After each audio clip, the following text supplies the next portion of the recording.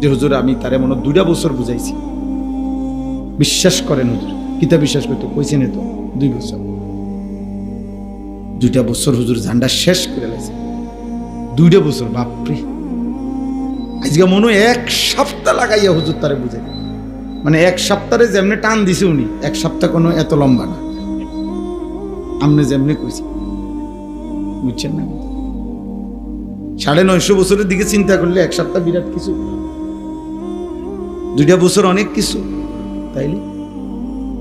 তাইলে এই জন্য কোনো স্বামী তার স্ত্রীকে আল্লাহর দিকে ফিরাইবার চেষ্টা বিরত হওয়ার সুযোগ নেই।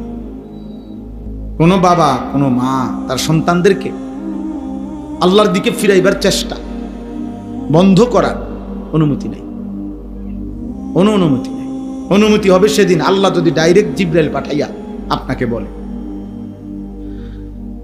নাই তো 3 বছর না, মৃত্যু পর্যন্ত আপনাকে আপনার স্ত্রী সন্তানের ঈমান আমল আখিরাতের কথা বলতে হবে।